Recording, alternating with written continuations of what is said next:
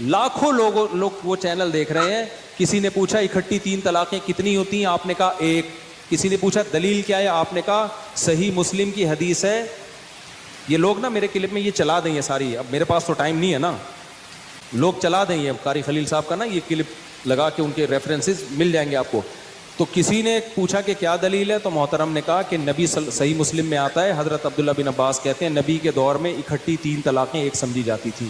میرا قاری صاحب سے سوال ہے کہ حضرت مجھے تو صرف شادیاں آتی ہیں, آپ کو شادیوں کے علاوہ بہت کچھ آتا ہے نا, تو آپ سے میرا مطالبہ ہے کہ صحیح مسلم میں اگر کوئی ایک ایسی حدیث دکھا دیں جس میں آتا ہو کہ نبی کے دور میں اکٹھی 3 طلاقیں ایک ہوتی تھیں, تو جو سزا آپ دینا چاہیں نا میں اس کے لیے تیار ہوں. جیسے متا کو منسوخ کیا گیا ہے, اس کو بھی منسوخ کیا گیا, عین ممکن ہے بہت سے صحابہ کو معلوم نہ ہو, تو وہ اکٹھی 3 کو 3 سمجھتے رہے ہو. اگر آپ یہ حدیث کی یہ تشریح نہیں کرتے تو قاری خلیل صاحب میرے ٹو دا پوائنٹ سوال کا جواب دو, دائیں بائیں گھمانا نہیں بات کو, لوگ گھماتے بہت ہیں.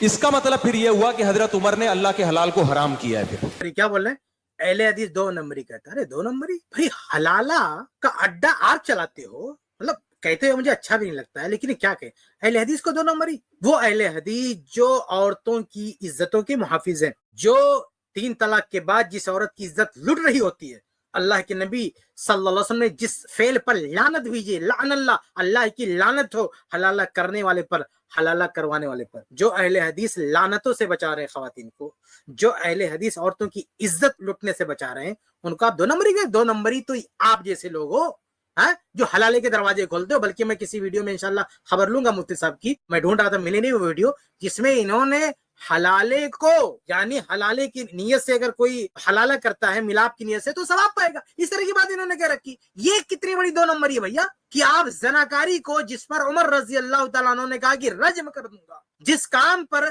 عمر فاروق کا, خلیفہ دوم کا یہ فتویٰ اور یہ وارننگ کہ ایسا اگر کسی نے کیا تو اسے سزائے موت دوں گا, ڈیتھ پینلٹی اس کے لیے, اس کو آپ پرموٹ کر رہے ہیں. تو 2 نمبری اہل حدیث کو بول رہے ہو. زناکاری کو, بدکاری کو پرموٹ کرنے والے آپ, اس کو کار ثواب بتانے والے آپ. اور 2 رضی اللہ تعالیٰ عنہ کے اور بھی تو کئی فتاوی ہیں, بلکہ 20 فتاوی ایسے ہیں جسے آپ, یعنی یہ حنفی دنیا بالائے طاق رکھی ہوئی, بالکل بھی نہیں مانتے. یہ احناف عمر رضی اللہ تعالیٰ عنہ کو نہیں مانتے. میں 1-2 آپ کے سامنے گنا بھی دیتا ہوں. بولتے کیوں نہیں؟ اس سے بدترین دین میں تحریف کوئی ہو سکتی ہے؟ سارے صحابہ اس پہ خاموش ہوئے, تو آپ صاف صاف بول لو حضرت عمر نے دین میں تحریف کی ہے. شیعہ لوگ صاف طور پہ کہتے ہیں حضرت عمر نے تحریف کی ہے, یہی حدیث پیش کر کے. آپ آدھے شیعہ بن رہے ہو, آدھے سنی بن رہے ہو, بات وہی کر رہے ہو, نوالا شیعوں سے لے رہے ہو. آپ نے کہا ہے قاری خلیل الرحمن صاحب نے کہ قرآن و سنت کے خلاف اجماع معتبر نہیں ہے.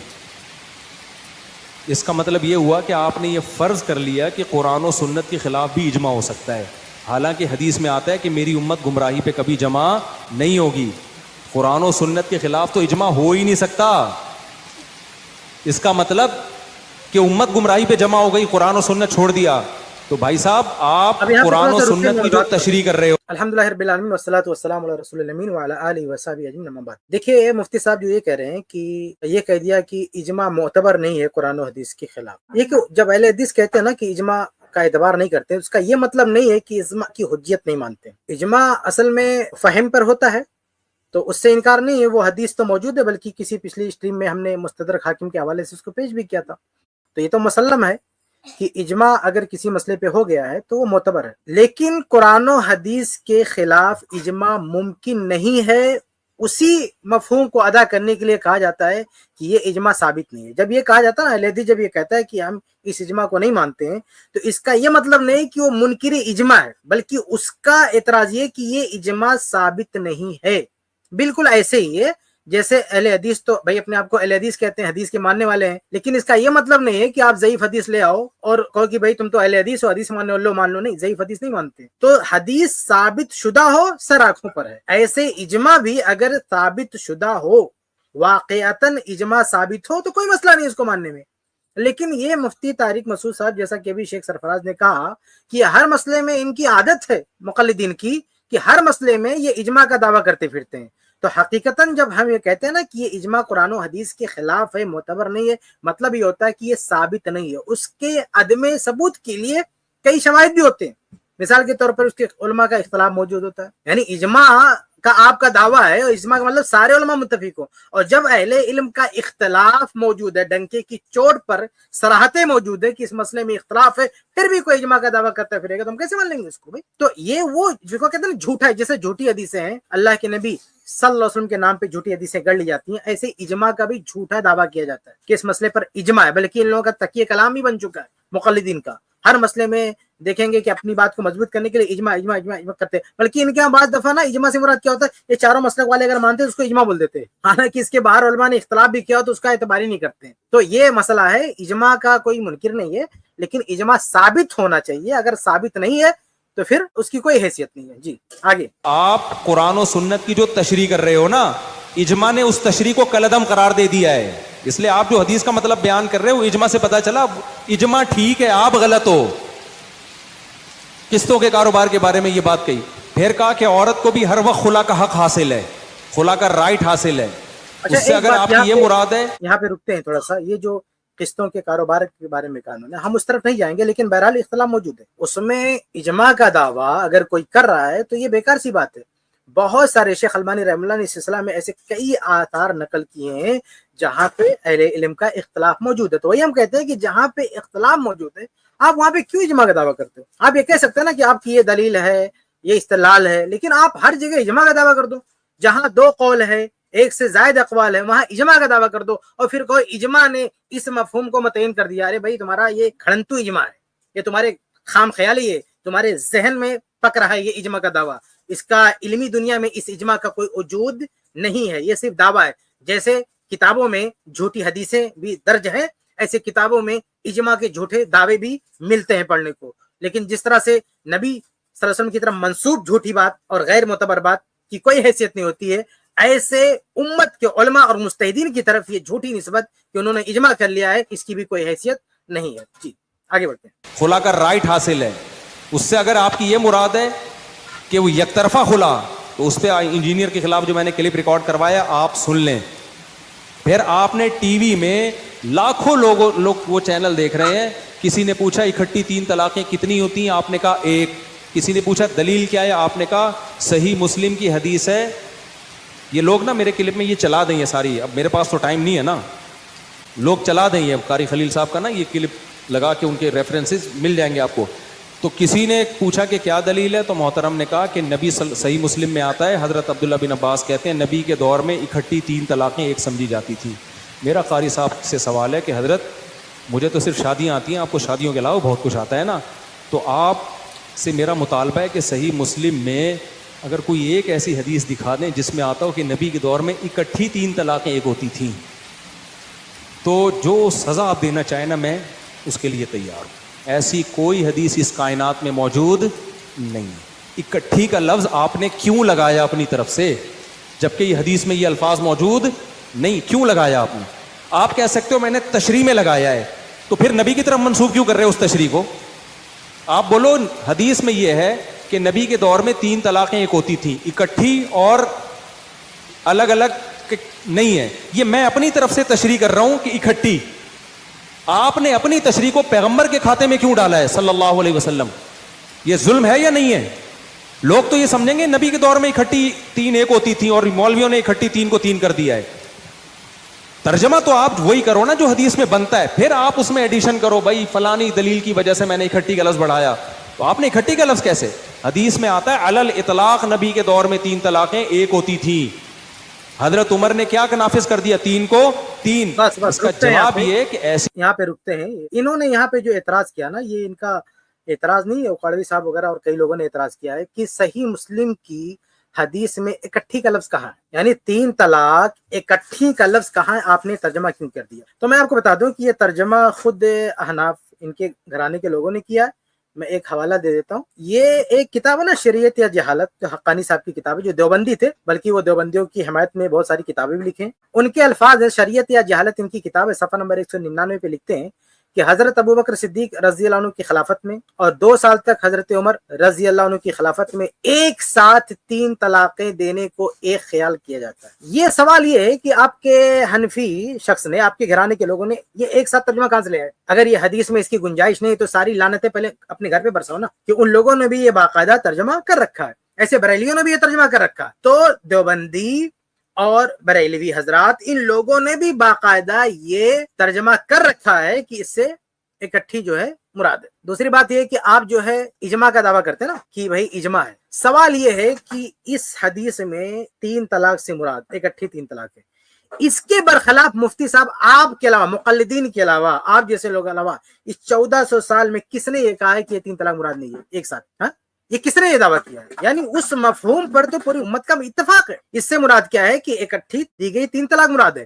اور ایک پوائنٹ اور ہے کہ اگر یہ کہنا چاہتے ہیں کہ 3 طلاق کا مطلب ہے کہ الگ الگ طلاق دی جاتی تھی تو بھی نبی کے دور میں ایک شمار ہو جاتی. یعنی ایک آدمی نے طلاق دیا، آپ کیا کہنا چاہتے ہیں؟ ایک آدمی نے طلاق دیا پھر رجوع کر لیا، اور اس کے بعد میں پھر اس بندے نے کچھ دنوں کے بعد طلاق دے دیا اور رجوع کر لیا، اور پھر تیسری طلاق دیا، تو کیا یہ طلاق ایک شمار ہوتی تھی اللہ کے نبی صلی اللہ علیہ وسلم کے دور میں؟ کیا پوری دنیا میں کسی بھی عالم کا یہ موقف ہے، یہ قول ہے؟ کیا اللہ کے نبی صلی اللہ علیہ وسلم کے دور میں یہ چیز شمار ہوتی تھی؟ ہرگز نہیں. تو حقیقت میں جو مفتی صاحب کہتے ہیں کہ وہ عام ہے، چاہے اکٹھی دے چاہے الگ الگ دے، سب شامل ہے، یہ بالکل غلط بات ہے. کیونکہ اگر الگ الگ طلاق دیتا ہے، رجوع کر لیتا ہے، پوری امت کا اس پر اجماع ہے، اس میں کوئی اختلاف نہیں. یہ خود اجماع کو باہر کر رہے ہیں. پوری امت میں سے کسی نے یہ بات نہیں کہی ہے کہ اگر الگ الگ طلاق دیا اور سنت کے مطابق طلاق دیا تو بھی وہ ایک شمار ہوگی. ایسا تو کوئی قولی موجود نہیں ہے، اسلام کی فقہی تاریخ میں کوئی قولی موجود نہیں ہے. تو ساری امت نے اس حدیث کا یہی مطلب سمجھا ہے کہ یہ اکٹھی 3 طلاق جو ہے مراد ہے. اور اس کا پورا حدیث کا پورا سیاق بھی یہی کہتا ہے. حدیث کا پورا سیاق بھی یہی کہتا ہے کہ اللہ کے نبی صلی اللہ علیہ وسلم کے دور میں اس کی گنجائش تھی، اور وہ عمر رضی اللہ تعالیٰ عنہ وہ گنجائش ختم کر رہے ہیں. کیوں ختم کر رہے ہیں وہ آگے ہم اس میں بات کریں گے. تو حدیث کا پورا بھی سیاق یہی کہتا ہے کہ پہلے جو چیز تھی اب وہ چیز جو ہے ختم کی جا رہی ہے، وہ گنجائش ختم کی جا رہی ہے. ایک اور پوائنٹ یہ ہے کہ یہ لوگ جب تشریح کرتے ہیں نا اس حدیث کا ایک مطلب بتاتے ہیں، کہتے ہیں یہ غیر مدخولہ سے متعلق ہے. تو جب یہ اس کو لے آ کے غیر مدخولہ پہ فٹ کرتے ہیں نا تو خود اس کو جو ہے اکٹھی 3 طلاق مراد لیتے. بھائی جب اس کو آپ کو غیر مدخولہ، وہ سنن نبی داؤد کی ایک ضعیف حدیث ہے، ایک مردود روایت ہے. میں نے اپنی کتاب احکام طلاق میں اس کی سند پہ بہت ڈیٹیل میں بہت تفصیل سے بات کی ہے، کافی لمبی بحث ہے. اس حدیث کو لا کے یہ اور اس کا جو دوست ہے انجینئر علی مرزا، یہ دونوں مل کے اس کو کیا کہتے ہیں کہ اس سے مراد جو ہے وہ غیر مدخولہ، یعنی اپنے مطلب کی بات آتی ہے. تو اس کا ایک جواب، یعنی بہت سارے جو جوابات دیتے ہیں شذوذ فلاں فلاں حتیٰ کہ ضعیف بھی کہے جاتے ہیں، اسی میں سے ایک جواب یہ ہے کہ وہ غیر مدخولہ سے متعلق ہے. جب یہ جس وقت یہ اس کو غیر مدخولہ سے متعلق مانتے ہیں، اس وقت یہ خود مان رہے ہوتے ہیں کہ یہ اس سے مراد کیا ہے؟ اس سے مراد جو ہے اکٹھی دی گئی 3 طلاق مراد ہے. اس کے علاوہ عمر رضی اللہ تعالیٰ عنہ نے جو اس حدیث میں فیصلہ لیا، ڈیسیژن لیا، اس کو جب امپلیمنٹ کیا گیا نا تو اس کے تعلق سے جتنے بھی آثار ہیں آپ دیکھیں گے، ان آثار میں بھی یہی ملتا ہے، ہر جگہ وہی ملتا ہے کہ اکٹھی آدمی نے، بندے نے جو ہے 3 طلاق دے دیا. جیسے بعض روایتوں میں یہ بھی ملتا ہے نا کہ جو ہے ایک ساتھ جو ہے طلقت کے عدد نجوم، آسمان کے جتنے ستارے ہیں اس کے برابر جو ہے تجھ کو جو ہے 3 طلاق. تو اس طرح کے سارے آثار بھی ملتے ہیں کہ اس کا جو ہے کیا مطلب ہے. مسند احمد کی ایک روایت بھی ہے جس میں فی مجلس واحد کی صراحت بھی ہے کہ ایک مجلس میں، یعنی وہ اس کے راوی بھی عبداللہ بن عباس رضی اللہ تعالیٰ عنہ بھی ہیں. اس کے راوی بھی کون ہے؟ عبداللہ بن عباس رضی اللہ تعالیٰ عنہ ہیں.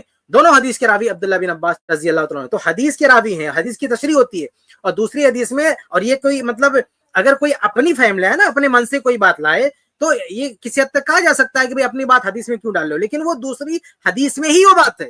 جیسے قرآنی آیات میں 2 آیات ہوں، لیکن ایک جگہ کوئی وضاحت آ گئی اور وہ آیت میں آئی، اور دوسری جگہ بھی بات کرتے ہوئے آدمی کو کہہ دے، تو یہ ایسا نہیں کہیں گے کہ اپنی طرف سے کوئی مفہوم اس میں شامل کر لیا. وہ مفہوم آیت ہی کا بیان کرتا ہے. یہی معاملہ حدیث کا بھی ہے. اگر ایک حدیث کی تشریح میں، حالانکہ حدیث کا سیاق بھی کافی ہے، لیکن ایک حدیث کی تشریح میں دوسری واضح حدیث آ رہی فی مجلس واحد، تو وہ حدیث کیا ایک ہی مجلس میں ایک ہی ساتھ 3 طلاق دی گئی تھی؟ وہ تو اس میں تو پوری وضاحت ہے نا. وہ بھی عبداللہ بن عباس رضی اللہ عنہ کی حدیث ہے. تو عبداللہ بن عباس ہی تو کہہ رہے ہیں نا کہ نبی کے دور میں ایسا ہوتا تھا. نبی کے دور کے ایک ایگزامپل بھی انہوں نے بتا دیا کہ کیسا ہوتا تھا.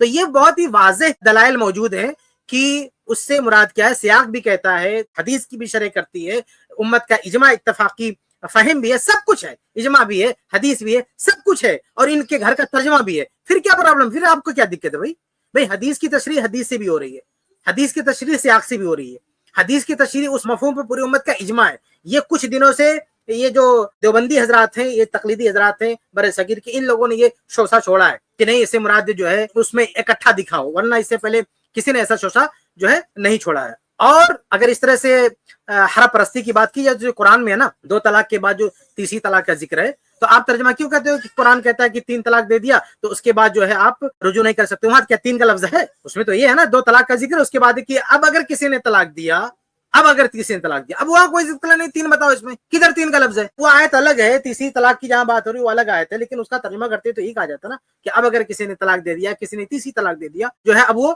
رجوع نہیں کر سکتا ہے، کس سے ختم ہو گیا۔ تو وہاں اگر کسی نے یہ مفہوم بیان کر دیا تو کیا کہیں گے کہ اس نے تحریف کیا قرآن کی؟ ہرگز نہیں۔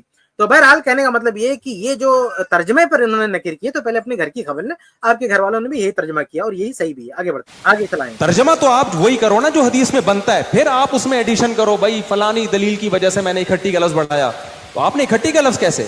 حدیث میں آتا ہے علل اطلاق نبی کے دور میں 3 طلاقیں ایک ہوتی تھی، حضرت عمر نے کیا نافذ کر دیا 3 کو 3۔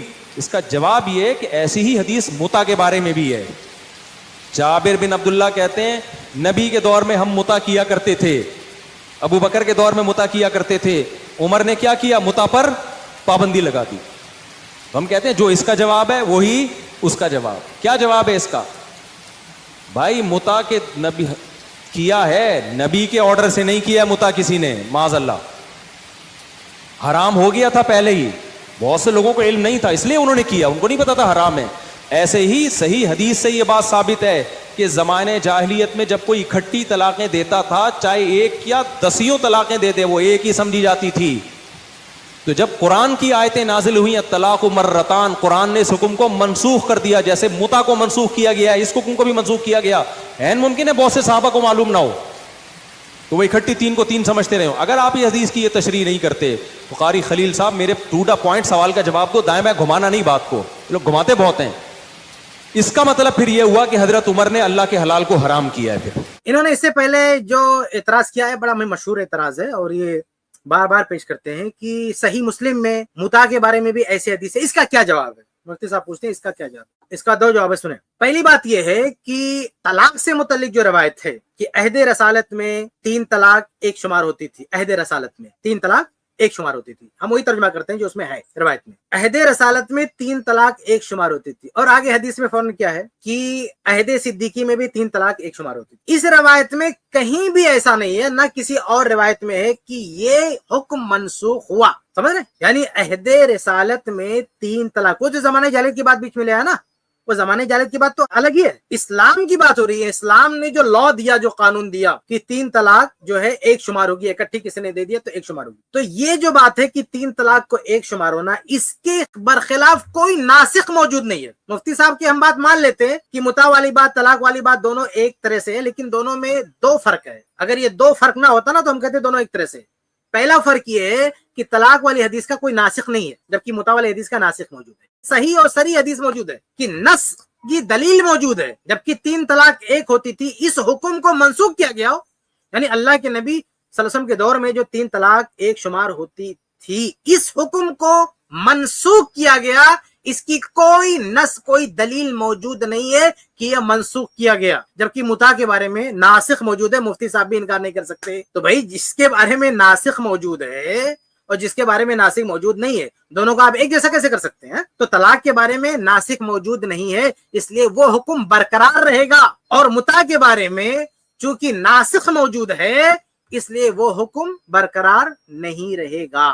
سمجھ رہے ہیں؟ پہلی بات۔ دوسرا پوائنٹ یہ، دوسرا جواب یہ ہے کہ عمر رضی اللہ تعالیٰ عنہ نے جو طلاق کے بارے میں جو قانون بنایا تھا کہ کسی نے 3 طلاق اب دے دیا تو ہم اس کا قصہ ختم کر دیں گے، یہ ان کا اپنا سیاسی اجتہاد تھا، یہ فیصلہ ان کا کسی نص کی بنیاد پہ نہیں تھا، بلکہ مسلم میں باقاعدہ مینشن ہے کہ اس میں گنجائش تھی، وہ نص کی طرف اشارہ کر رہے ہیں کہ گنجائش تھی لیکن یہ ختم کی جا رہی گنجائش تھی لیکن انہوں نے ختم کی۔ اس میں جو اعتراض ہے نا مفتی صاحب کا کہ وہ کون ہوتے ختم کرنے والے، آگے ہم اس کا جواب دے رہے ہیں، لیکن یہ ذہن میں رکھیں کہ عمر رضی اللہ تعالیٰ عنہ نے طلاق کا جو لا لائے، قانون لے کر آئے، وہ ان کا سیاسی اجتہاد تھا، لیکن متع کے بارے میں جو منع کیا، روکا، یہ ان کا اجتہاد نہیں تھا، یہ نص تھی، یعنی وہ حدیث کی روشنی میں کہا کہ یہ شریعت میں گنجائش ہی نہیں ہے، یہ آپ ایسا نہیں کر سکتے۔ تو جب حدیث کو لے کر، شریعت کو لے کر، یہ ان کا شرعی فتویٰ تھا، بلکہ شرعی فتویٰ بھی نہیں، حدیث کی اتباع تھی، ان کا یہ اتباع تھا، کوئی اجتہادی فتویٰ نہیں تھا، یہ کوئی اجتہاد تھا ہی نہیں،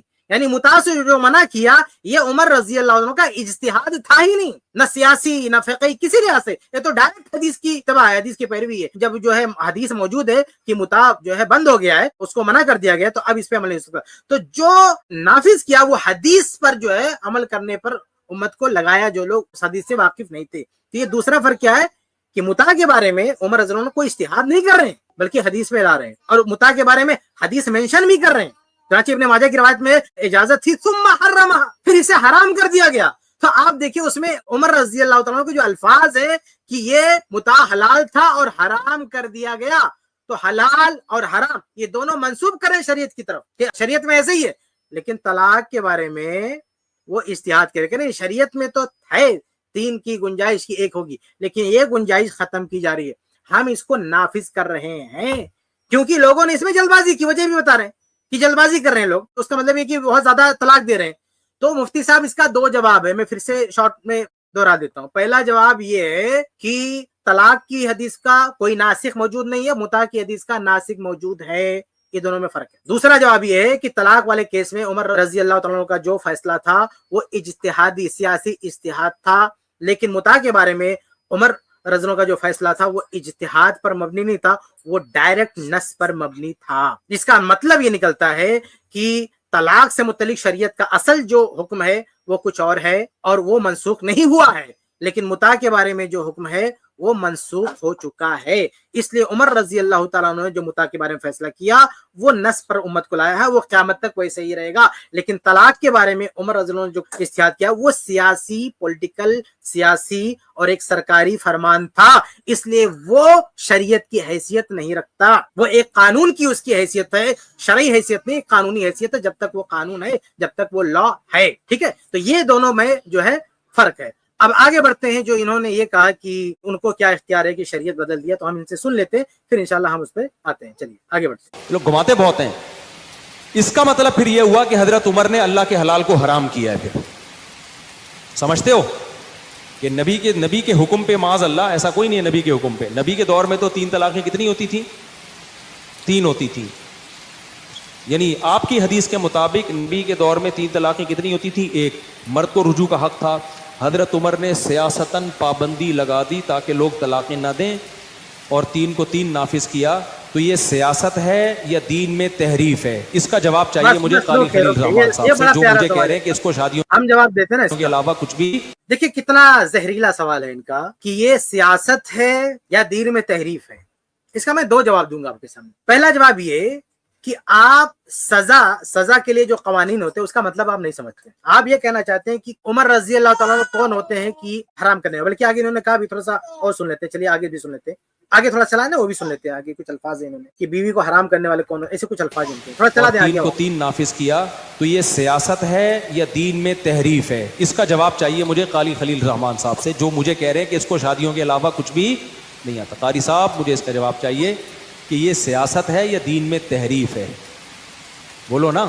ایک آدمی نے 3 طلاقیں دی، اس کی بیوی حلال ہے، حضرت عمر نے کیا کیا؟ حرام۔ کیا خلیفہ کو ایسی سیاست جائز ہے؟ بولتے کیوں نہیں؟ اس سے بدترین دین میں تحریف کوئی ہو سکتی ہے؟ سارے صحابہ اس پہ خاموش ہوئے، تو آپ صاف صاف بول لو حضرت عمر نے دین میں تحریف کی ہے۔ شیعہ لوگ صاف طور پہ کہتے ہیں حضرت عمر نے تحریف کی ہے، یہی حدیث پیش کر کے۔ آپ آدھے شیعہ بن رہے ہو، آدھے سنی بن رہے ہو، بات وہی کر رہے ہو، نوالا شیعوں سے لے رہے ہو آپ، لیکن آپ کہہ رہے ہو حضرت عمر کا سیاسی فیصلہ تھا یہ۔ ابے بھائی صاحب، یہ سیاسی فیصلے میں بیویاں حلال حرام نہیں ہوتی، سیاسی تو یہ ہوتا ہے۔ روکیے، یہی سننا چاہتا تھا میں، سیاسی فیصلے میں بیویاں حلال حرام نہیں ہوتی ہیں، سمجھ رہے ہیں؟ یہ ان کا فنڈا ہے، ان لوگوں کا، مقلدین کا۔ یہ بار بار کہتے ہیں، جذباتی انداز میں بات کرتے ہیں، کہتے ہیں کہ سیاسی فیصلے میں حلال کو حرام کیسے کر دیا؟ ارے مفتی صاحب، سزا کا مطلب کیا ہوتا ہے بتائیں؟ جب کوئی حاکم کسی کو سزا دیتا ہے اس کا مطلب کیا؟ مثال کے طور پر مفتی صاحب، آپ نے اگر کوئی جرم کیا اور اس کے بعد آپ کو قید ہو گئی، چلو 1 سال کے لیے قید ہوگی، عمر قید ہوگی، تو عمر قید میں کیا ہوگا؟ آپ اپنی بیوی کے ساتھ نہیں رہ سکتے، آپ اپنے خود کے گھر میں نہیں رہ سکتے جس کے آپ مالک ہیں، آپ اپنے گھر کا کھانا نہیں کھا سکتے جو آپ کے لیے حلال ہے، آپ اپنی بیوی سے تعلق نہیں بنا سکتے، گھر پہ نہیں آ سکتے، بچوں کو اسکول نہیں چھوڑ سکتے۔ یہ ساری چیزوں پر بندش لگے گی کہ نہیں لگے گی؟ اگر آپ کو کوئی سزا دی جائے اور قید کر دیا جائے تو آپ کو قید کرنے کے بعد جو بھی چیزیں جائز تھی پابندی لگائی جائے گی کہ نہیں لگائی جائے گی؟ اب مفتی صاحب اگر آپ کو سزا دی جائے اور آپ کو قید کر دیا، آپ بولے ارے تم لوگ کون ہوتے ہو ہماری بیوی کو ہمارے لیے حرام کرنے والے، تم لوگ کون ہوتے ہو ہمارے گھر کو ہمارے لیے حرام کرنے والے، اللہ نے میرے گھر کو میرے لیے حلال کیا، اللہ نے میری بیوی کو میرے لیے حلال کیا، اللہ نے میرے بچوں سے ملنا میرے لیے حلال کیا، تم کون ہوتے ہو؟ میں نہیں مانتا اس قید کو، تو کہیں گے پاگل ہو گیا کیا، بیوقوف ہو گیا؟ آپ سمجھ رہے کہ نہیں؟ سزا کا مطلب یہی ہوتا ہے کہ جو چیزیں حلال ہیں آپ کے لیے ان سے آپ کو محروم کر دیا جائے، وہ سہولت چھین لی جائے آپ سے، تبھی تو سزا بنے گی۔ ورنہ بھیا ہر مجرم کھڑا ہو کے بول سکتا کسی کو آپ قید کی سزا دے ہی نہیں سکتے، قید کی سزا دینے سے ہر مجرم بولے گا، کیا بولے گا؟ بولے گا میرا گھر میرے لیے حلال ہے، میری بیوی میرے لیے حلال ہے، تو کون ہوتا روکنے والا؟ بھائی مجھے تو شرعی اعتبار سے تو قید میں ڈال ہی نہیں سکتا، کیونکہ قید میں ڈالنے کا مطلب میں اپنے بال بچوں کے ساتھ رہ نہیں سکتا، جو اللہ نے حلال کیا تو کون ہوتا حرام کرنے والا؟ تو مفتی صاحب یہ بتائیں کہ جو بھی حاکم کسی کو قید کی سزا سناتا ہے کیا وہ شریعت میں تحریف کر رہا ہے؟ کیا وہ اللہ کے حلال کردہ امور کو حرام کر رہا ہے؟ نہیں، حرام نہیں کر رہا میرے بھائی۔ تو سزا کا مطلب مفتی صاحب سمجھو، سزا کا مطلب ہوتا ہے کہ جائز چیزوں سے آپ کو الگ کر دینا، جو سہولیات ہیں جو جائز آپ کو اس سے آپ کو محروم کر دینا، تبھی تو آپ کے لیے سزا ہوگی، ورنہ سزا کیسے ہوگی؟ تو یہ سزا کا مطلب سمجھیں آپ، سزا کا مطلب سمجھے۔ تو خلاصہ یہ ہے مفتی صاحب، آپ کے دماغ میں یہ بات نہیں سمجھ میں آ رہی ہے کہ آپ اس کو سزا کو کہہ رہے ہیں کہ حلال کو حرام۔ اگر انہوں نے شرعی فتویٰ دیا ہوتا، سزا کی بات نہیں ہوتی، کوئی لا نہیں ہوتا، قانون نہیں ہوتا، ایسے کسی کو ایسا بول دیا ہوتا بغیر سزا کے، تو آپ کہہ سکتے تھے ایسا کیوں کر دیا۔ لیکن وہ قانون بنا رہے ہیں، قانون کا مطلب ہی ہوتا ہے کہ جو چیز آپ کے لیے جائز ہے وہ چیز سے آپ کو محروم کر دیا، سزا کا مطلب ہی ہوتا ہے۔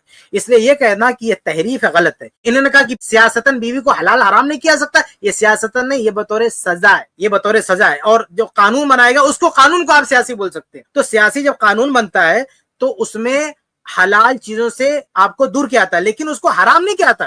عمر فاروق رضی اللہ تعالیٰ عنہ نے یہ نہیں کہا ہے کہ بیوی آپ کے لیے حرام ہو گئی۔ مفتی صاحب کو ہمارا چیلنج ہے، جاؤ، بہت چیلنج کرتے ہو آپ نا کہ ایک کٹھا دکھاؤ، میں آپ کو چیلنج کرتا ہوں، جاؤ ساری کتابیں چھان مارو، مجھے ایک روایت لے کر آؤ کہ عمر رضی اللہ تعالیٰ عنہ نے کہا تھا یا کہا ہو کہ اگر کسی نے اپنی بیوی کو 3 طلاق دے دیا تو 3 طلاق دینے کے بعد بیوی حرام۔ یہ آپ کو چیلنج ہے قیامت تک۔ مفتی صاحب آپ جا کے مجھے ایک روایت نکال کے بتاؤ، آپ جاؤ چھان مارو ساری روایتیں، ایک روایت نکال کے بتا دو کہ عمر رضی اللہ تعالیٰ نے یہ کہا ہو کہ کسی نے 3 طلاق دے دیا تو اس کی بیوی اس کے لیے حرام۔ یہ انہوں نے کہا تو ہمیں بتاؤ۔ عمر رضی اللہ نے یہ نہیں کہا کہ حرام ہے، بلکہ انہوں نے کہا میں الگ کر دوں گا یا اب ان پہ نافذ کر دوں گا، یعنی ان کی بیوی ان سے الگ کر دیے۔ تو بیوی حرام نہیں، حلال ہی ہے، لیکن اس کے باوجود بھی الگ کر رہے ہیں کیونکہ یہی تو سزا ہے۔ جیسے ایک قیدی کے لیے اس کی بیوی حلال ہوتی ہے، اس کا گھر حلال ہوتا ہے، لیکن قیدی کو وہاں سے الگ کر دیا جاتا ہے۔ تو حاکم جب الگ کرتا ہے، قید کا سزا سناتے تو حاکم یہ نہیں بولتا ہے تیری بیوی تجھ پہ حرام ہو گئی ہے، تیرا گھر تجھ پہ حرام ہو گیا، بھائی حلال ہی ہے لیکن تو مجرم اس لیے تو دور رہے۔ تو ایسے عمر رضی اللہ تعالیٰ عنہ کا بھی قانون کا مطلب یہ تھا، ان کی منشا بھی یہی تھی کہ بھائی یہ حلال، بلکہ انہوں نے مینشن بھی کر دیا نا، وہ کہہ بھی دیا کہ اس میں گنجائش تھی، یعنی عمر رضی اللہ کہہ رہے ہیں کہ بیوی حلال ہی ہے، گنجائش ہے، لیکن سزا یہ دے رہا ہوں کہ نہیں رہنے دوں گا ساتھ میں۔ اس میں کیا پرابلم ہے؟ ایک حاکم اس کو اختیار ہے نا سزا دینے کا، اس کو قانون بنانے کا اختیار ہے، آپ کو کیا دقت ہے اس میں؟ تو مفتی صاحب جو آپ اس میں تحریف کا الزام لگا رہے ہو نا، یہ بڑا ہی خطرناک الزام ہے۔ عمر رضی اللہ تعالیٰ نے اگر حرام کہا ہوتا بیوی کو تب آپ کہتے ہیں انہوں نے کیسے جو ہے حرام نہیں کہا ہے، حلال مانا ہے اس کو، لیکن سزا کے طور پر دونوں کو جو ہے الگ کر دیا ہے۔ یہ حرام کرنا نہیں ہے، سزا دینا ہے، اسی کو سزا بولتے ہیں۔ سزا کا یہ مطلب ہوتا، آپ کو سزا کا مطلب ہی نہیں سمجھ میں آ رہا ہے۔ یہ تو ایک جواب ہو گیا، ٹھیک ہے۔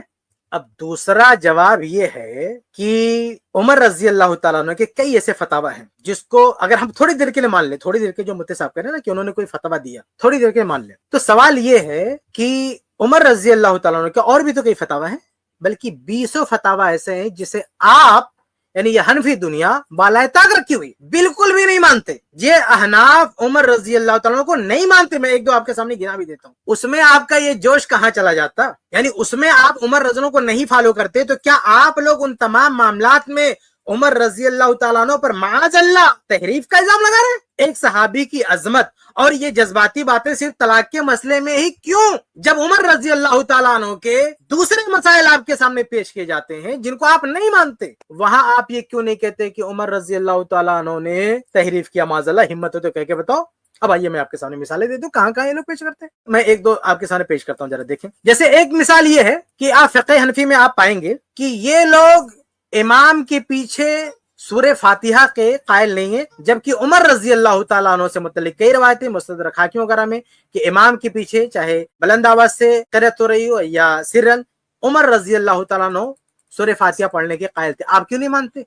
इस मसले में उमर रजी क्या आपके नजदीक माज़ल्लत तहरीफ किया? ऐसे ही सूरतुल हज में उमर रजी अल्लाह ताला अन्हु ने सजदा किया, आप क्यों नहीं मानते? ऐसे ही उमर रजी अल्लाह, सही बुखारी की रवायत है कि उमर रजी अल्लाह ताला अन्हु के नजदीक सजदे तिलावत वाजिब नहीं है, आप क्यों वाजिब बोलते? ऐसे ही चौथी मिसाल, उमर रजी अल्लाह ताला अन्हु के नजदीक फजर की नमाज अंधेरे में पढ़ना चाहिए, मुअत्ता की रवायत है, आप क्यों नहीं मानते? उमर रज़ी अल्लाह का पांचवा फतवा ये है कि असर का टाइम कब है? एक मिसल साया हो जाए तो असर का टाइम है, अल औसत इब्न मुंज़िर की रवायत है, आप क्यों नहीं मानते? उमर रजी अल्लाह ताला ने हज तमत्तु से मना किया, सही बुखारी की रवायत है, ये छठी मिसाल है, आप क्यों नहीं मानते? सातवीं मिसाल, उमर रजी अल्लाह ताला ने उम्मे वलद जो है लौंडी को खरीदो फरोख्त से मना किया, उनका फतवा है सुनन बिदा वगैरह में सही सनद से साबित है, ये अहनाफ क्यों नहीं मानते इसको? आठवीं मिसाल ये कि उमर रजी अल्लाह ताला के नजदीक मफकूदुल खबर शौहर की बीवी, यानी वो बीवी जिसका शौहर मिसिंग हो, वो कितना वेट करेगी? उमर रज़ी कहते हैं 4 साल इंतजार करेगी, मुअत्ता की रवायत है। ये हनफी दुनिया ये 100 साल क्यों इंतजार करवाती भैया? नौवीं मिसाल, उमर रजी अल्लाह ताला अन्हु के नजदीक ये जो हलाला करते हैं ना, हलाले को उन्होंने ये कहा है कि ज़िना कहा है, और सिर्फ ज़िना ही नहीं कहा बल्कि कहा है अल मुअल्ला वगैरह की सही रवायत है, मैं पूरी तखरीज आप मेरी किताब अहकाम तलाक में देख सकते हैं। उमर रजी अल्लाह ताला ने कहा कि अगर मैं किसी को हलाला करते हुए पाया तो रज्म कर दूंगा, रज्म, सजाए मौत दे दूंगा उसको। आप लोग क्यों हलाले करवाते? हलाला सेंटर खोल के बैठे हो, यहाँ उमर रजी अल्लाह ताला याद नहीं आते? यहाँ उनका फतवा याद नहीं आता? आप हलाले सेंटर खोल के बैठे हो और उमर रजी अल्लाह ताला अन्हु कहते हैं कि अगर मैं पा गया किसी को हलाला करते हुए तो उसे रज्म कर दूंगा।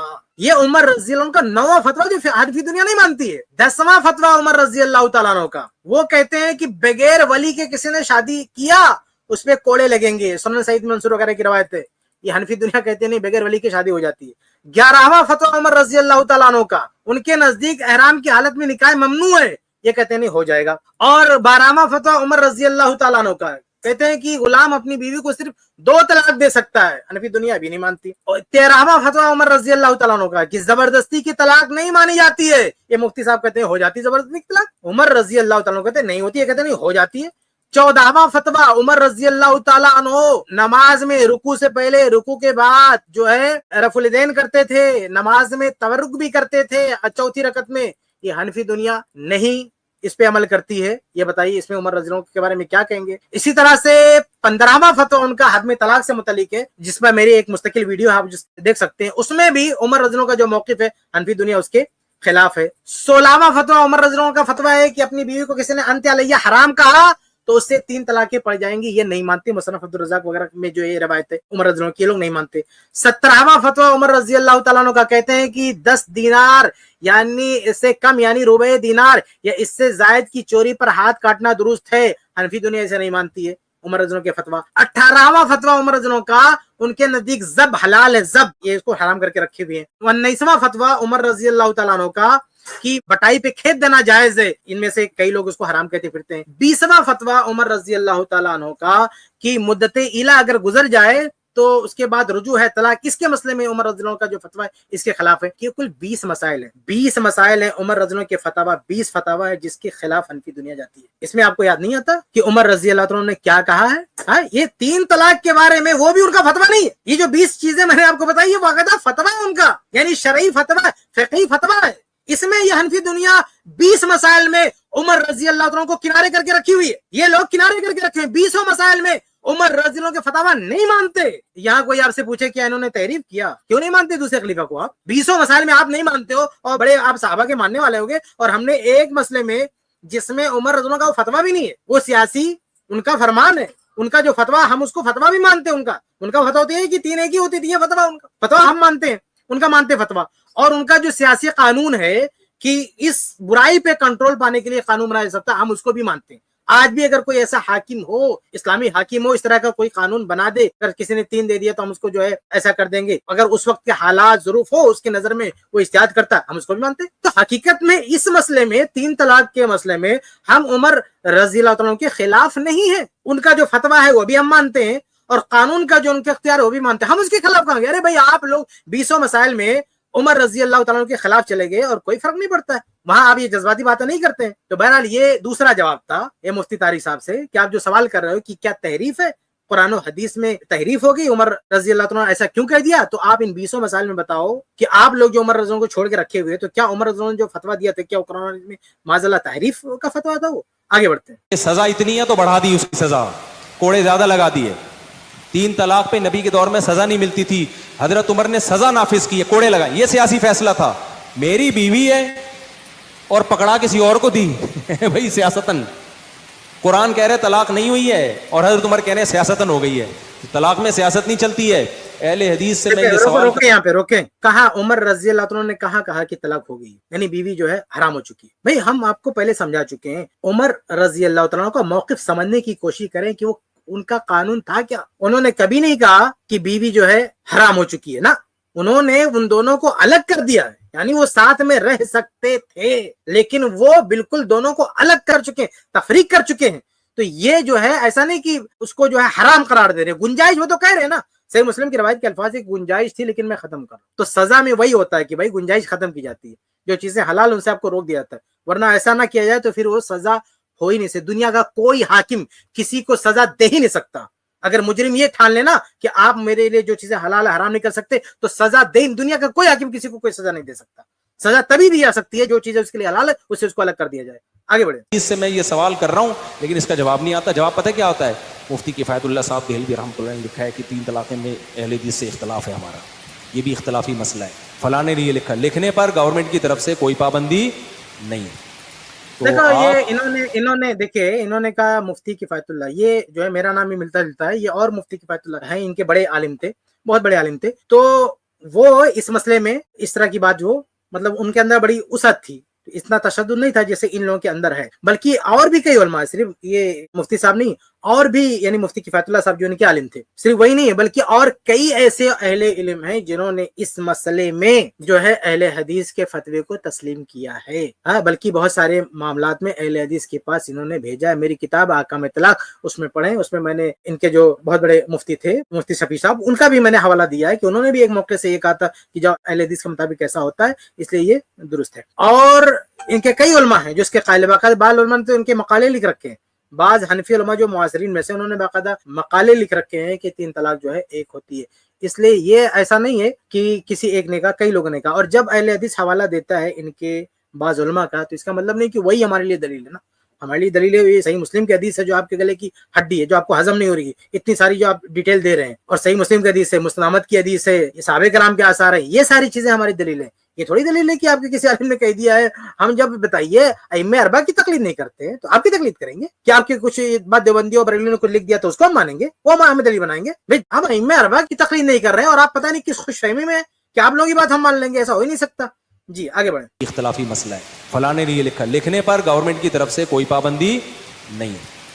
تو آپ آئندہ بات کرتے ہوئے احتیاط کریں. آپ تو طلاق کے مسئلوں میں تو بار بار کہتا ہوں اہل حدیث لوگ بہت 2 نمبریاں کرتے ہیں. اور فرض کر لو یہ 2 نمبری کیا بول رہے ہیں, اہل حدیث 2 نمبری کہتا ہے. ارے 2 نمبری بھائی, حلالہ کا اڈا آپ چلاتے ہو, مطلب کہتے ہوئے مجھے اچھا بھی نہیں لگتا ہے, لیکن کیا کہ اہل حدیث کو 2 نمبری. وہ اہل حدیث جو عورتوں کی عزتوں کے محافظ ہیں, جو 3 طلاق کے بعد جس عورت کی عزت لٹ رہی ہوتی ہے, اللہ کے نبی صلی اللہ علیہ وسلم نے جس فعل پر لعنت بھیجی, لعن اللہ, اللہ کی لعنت ہو حلالہ کرنے والے پر, حلالہ کروانے والے پر. جو اہل حدیث لعنتوں سے بچا رہے ہیں خواتین کو, جو اہل حدیث عورتوں کی عزت لٹنے سے بچا رہے ہیں, ان کو آپ 2 نمبری گئے. 2 نمبری تو آپ جیسے لوگ ہو جو حلالے کے دروازے کھولتے ہو. بلکہ میں کسی ویڈیو میں انشاءاللہ خبر لوں گا مفتی صاحب کی, میں ڈھونڈ رہا تھا ملے نہیں وہ ویڈیو, جس میں انہوں نے حلالے کو, یعنی حلالے کی نیت سے اگر کوئی حلالہ کرتا ہے ملاپ کی نیت سے تو ثواب پائے گا, اس طرح کی بات انہوں نے کہہ رکھی. یہ کتنی بڑی 2 نمبری ہے بھیا کہ آپ زناکاری کو, جس پر عمر رضی اللہ تعالیٰ عنہ نے کہا کہ رجم کر دوں گا, جس کام پر عمر فاروق کا خلیفہ دوم کا یہ فتویٰ اور یہ وارننگ کہ ایسا اگر کسی نے کیا تو اسے سزائے موت دوں گا, ڈیتھ پینالٹی اس کے لیے, اس کو آپ پرموٹ کر رہے ہیں. تو 2 نمبری اہل حدیث کو بول رہے ہو. زناکاری کو, بدکاری کو پرموٹ کرنے والے آپ, اس کو کار ثواب بتانے والے آپ, اور 2 نمبری اہل حدیث ہوئے. شرم آنی چاہیے آپ کو. آگے بڑھتے ہیں. اجماعی مسئلہ نہیں ہے, دلیل کے لحاظ سے تو پھر بھی کون سا مضبوط ہے, 3 ہوتی ہیں. آپ یہاں دلیلوں کو کیوں چھوڑ رہے ہو بھائی؟ تو نہ خلا اب کے دیکھو، مسئلے پہ آپ کے پاس اب کوئی دلیل ہے نہ قسطوں؟ دیکھیے بھائی، تین ہوتی ہے، اہل حدیث کا پورا موقف دلیلوں ہی پر کھڑا ہے. کریں دلیل کیوں چھوڑو بھائی؟ آپ جو ہے قرآن میں بھی کہیں نہیں ہے، قرآن میں کہیں نہیں کسی نے 3 طلاق دے دیا تو وہ جو ہے 3 شمار ہو جائے گی، اکٹھی 3 دے. قرآن میں الگ الگ 3 طلاق دینے کا جو طریقہ بتایا گیا وہ الگ الگ بتایا گیا. قرآن میں کہیں بھی ایک ساتھ طلاق دینے کا طریقہ نہیں، الگ الگ. حدیثوں میں بھی وہی الگ الگ ہے. اور کسی نے قرآن و حدیث کے خلاف جا کے اگر ایک ساتھ 3 طلاق دے دیا، عہد رسالت میں اسے ریجیکٹ کیا گیا، اس کو شمار نہیں کیا گیا ہے. تو اہل حدیث کا پورا موقف دلیل پہ کھڑا ہے، تقلید پر آپ کا موقف ہے. آپ جو کہتے ہو نا 3 یہ آپ کا پورا مسئلہ تقلید پر چل رہا ہے. اہل حدیث الحمدللہ تحقیق پر ہے، حدیث پر ہے. آگے دلیل کے لحاظ سے تو پھر بھی کون سا مضبوط ہے؟ 3 ہوتی ہیں، آپ یہاں دلیلوں کو کیوں چھوڑ رہے ہو بھائی؟ تو نہ خلا کے مسئلے پہ آپ کے پاس کوئی دیکھیں دلیل؟ بھائی، دلیل کے اعتبار سے صحیح مسلم کی واضح حدیث سے ابن عباس رضی اللہ تعالیٰ عنہ کی 3 ایک ہوتی تھی عہد رسالت. یہ کہتے ہیں 3 جو ہے 3 ہوتی، 3 ایک ہوتی تھی. اللہ کے نبی صلی اللہ علیہ وسلم کے دور میں حدیث صحیح مسلم کی ہے، پھر بھی آپ کہتے ہیں کہ یہ دلیل ہے. اس کی کوئی دلیل سرے سے موجود ہی نہیں ہے. یعنی ایک ساتھ اگر کسی نے 3 طلاق دے دیا تو وہ 3 شمار ہوگی. کوئی صحیح روایت موجود نہیں ہے. کچھ ضعیف روایت لوگوں نے گھڑی ہے، کچھ مردود روایت ہے. ان سب کا پوسٹ مارٹم ہماری کتاب احکام طلاق میں ملے گا. آپ احکام طلاق لیجئے، ان کے ملک سے بھی چھپ چکی ہے، ہمارے یہاں سے بھی چھپ چکی ہے. آپ اس کو خرید کے پڑھ سکتے ہیں. ایسی ساری روایت کا پوسٹ مارٹم ہم نے کر دیا. کوئی ایک روایت اگر چھوٹی ہو تو کوئی ہم سے کانٹیکٹ کرے بتائے کہ آپ کی کتاب میں اس روایت کا جواب نہیں ہے. یہ لوگ جتنی بھی روایتیں پیش کرتے ہیں، ہر روایت کے بارے میں وضاحت کی جا چکی ہے کہ ضعیف روایت ہے، کوئی ثابت اور ثابت شدہ. یعنی ہم وہ روایتیں پیش کرتے ہیں کہ کوئی بھی شخص، یعنی پوری امت کا، یہ بار بار کہتے ہیں اجماع نہیں مانتے. بھائی صحیح مسلم کی حدیث جو ہم پیش کرتے ہیں اس پہ اس کی صحت پر اجماع ہے. اب یہ بیچارے جب ہر پہلو سے ہار جاتے اس کے مفہوم پہ تو آخر میں اس پہ بھی آ جاتے ہیں یہ شاذ ہے، یہ ضعیف ہے، یہ وہ ہے. وہ امت کا اجماع اس کی صحت پر، اور آپ کہتے ہیں کہ نہیں اس کو ضعیف ہے. تو اجماع کو توڑنے والے تو آپ ہوئے. تو ہمارے پاس تو وہ دلیل ہے جس کی صحت پر بھی اجماع، جس کے صحیح ہونے پر بھی جو ہے اجماع ہے. اور ایک بار جب اجماع ہو گیا، اتفاق ہو گیا، تو بعد میں اختلاف کرنے والوں کا کوئی اعتبار نہیں ہوتا. اگر آپ کو اختلاف ثابت کرنا، اجماع کا توڑ پیش کرنا ہے تو آپ پہلے لوگوں کا حوالہ دیجیے. یعنی جس ڈیٹ میں اجماع کا دعویٰ کیا جا رہا ہے اس سے پہلے اختلاف ہے کہ نہیں. جب ایک بار اجماع ہوگا، بعد میں کسی نے اختلاف کیا تو اسے کوئی فرق نہیں پڑتا ہے. لیکن یہ مفتی صاحب جس اجماع کا دعویٰ کرتے ہیں اس سے پہلے اختلاف موجود ہوتا ہے. جیسے 3 طلاق کے مسئلے میں بہت سارا جو ہے اختلاف موجود ہے. پوری ڈیٹیل آپ ہماری کتاب میں دے سکتے ہیں. آگے بڑھتے ہیں، آگے چلائیں. پہ آپ کے پاس کوئی دلیل ہے نہ قسطوں کے کاروبار کے مسئلے پر آپ نے حدیث کا ترجمہ بھی غلط کیا. اور تیسری اجماع، جب ابن تیمیہ کا اجماع نقل کیا، پیچھے سے کسی کان میں کہا کہ ابن تیمیہ کہتے ہیں کہ اجماع اس پر، تو فوراً بدل دیا کہ وہ جو ہے نا قرآن و سنت کے خلاف اجماع. قرآن و سنت کے خلاف اجماع ہو ہی نہیں سکتا بھائی صاحب. تو اگر اجماع ہو گیا ہے تو اجماع کو اس لیے لیا جائے گا کہ وہ قرآن و سنت کو منسوخ سمجھا جائے گا یا اس کی کوئی دوسرا مطلب بیان کیا جائے گا.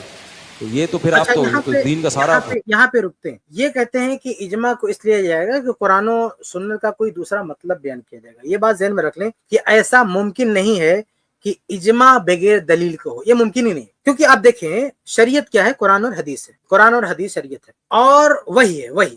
اور اللہ کے نبی صلی اللہ علیہ وسلم کی وفات تک، جب تک آپ زندہ تھے تب تک وہی آتی رہی. اور آپ صلی اللہ علیہ وسلم کی وفات کے بعد وہی کا سلسلہ بند ہو چکا ہے. اور اجماع نبی کے دور میں نہیں ہوگا. اجماع جب بھی ہوگا، اجماع کہا جائے گا تو امت کے مجتہدین کا اتفاق.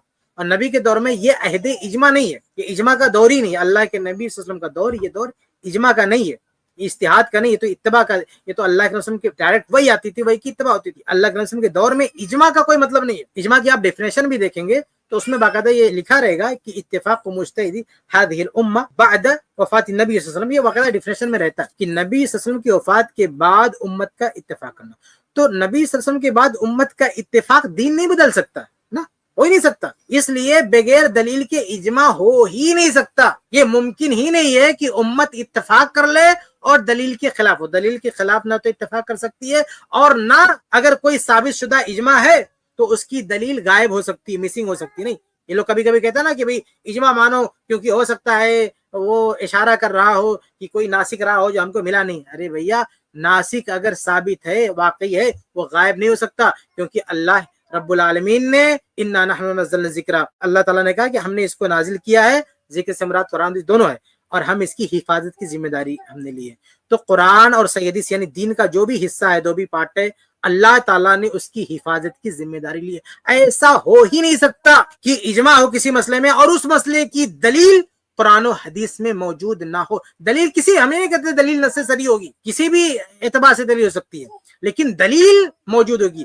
बगैर दलील के इजमा हो ही नहीं सकता। ऐसा कभी नहीं हो सकता कि उम्मत मुत्तफिक हो गई और जिन दलीलों की बुनियाद पर उम्मत ने इजमा किया तो दलीलें मिसिंग है, कुरान की आयतें गायब हो गई या सही हदीसें मिट गई, ऐसा कभी नहीं हो सकता। इसलिए ऐसे इजमा को हम मुमकिनुल उक़ूई नहीं मानते हैं जिसके साथ दलील का कोई वजूद ना हो। अल्लाह ताला ने हिफाजत ली है कि कुरान और हदीस की दलीलें मिट नहीं सकती हैं, वो हमेशा रहेंगी। इसलिए अगर कोई ऐसा इजमा कोई पेश कर रहा है जिसकी कोई दलील वो नहीं दे पा रहा है, कोई इस्तेदलाल नहीं कर पा रहा है, ये खुद इस बात की तरफ इशारा है कि घड़ंतु इजमा है, इसकी कोई हैसियत नहीं। आगे बढ़ते हैं। ये है तो इजमा को इसलिए लिया जाएगा कि वो कुरान और सुन्नत को मनसूख समझा जाएगा या उसकी कोई दूसरा मतलब बयान किया जाएगा।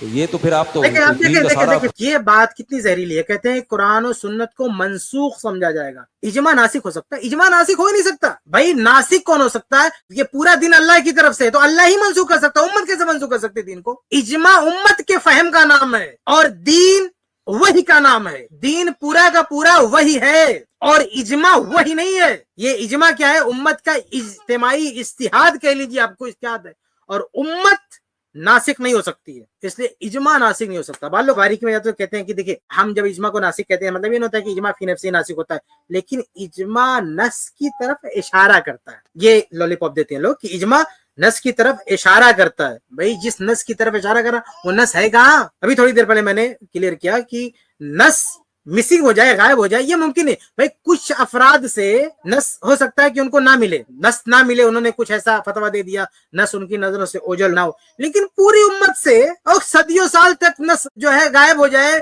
और किसी एक की निगाह में ना रहे। यानी 14 अहदे रिसालत से लेकर आज तक 1400 साल दौर में किसी एक आलिम के पास भी वो हदीस नहीं पहुंची या कुरानी आयत नहीं पहुंची, तो ऐसा मुमकिन नहीं है भाई। ये हो सकता है किसी गांव में वो हदीस का इल्म ना रहा हो या किसी आलिम के पास उसका इल्म ना रहा हो, लेकिन मिन हैतुल जमा पूरी उम्मत की नजर से गायब हो जाए वो रिवायत या वो, और किसी भी दौर में किसी भी आलिम की नजर उस रिवायत पर दलील पर नहीं पड़ी, तो ऐसा मुमकिन नहीं है। दलील का वजूद रहना जरूरी है, यानी हर दौर में वो दलील जो है मौजूद रहेगी, भले कुछ ही लोगों के पास हो, लेकिन वो मौजूद रहेगी, मिट नहीं सकती। कुरान और हदीस मिट नहीं सकता, कुरान और हदीस खत्म नहीं हो सकता। इसलिए ऐसा इजमा जो आप कह रहे हैं ना नासिक, तो इजमा नासिक नहीं हो सकता, ना नासिक की तरफ इशारा कर सकता है। अगर नासिक की तरफ इशारा करेगा तो नासिक वजूद रखेगा, मादूम और वहमी नासिक की तरफ इशारा नहीं कर सकता। हकीकत में जो अपना वजूद रखता है उसकी तरफ इशारा कर सकता है इजमा। तो खुलासा ये कि इजमा नासिक नहीं हो सकता, ना ऐसे नासिक की तरफ इशारा कर सकता है जिसका अपना कोई वजूद ना हो।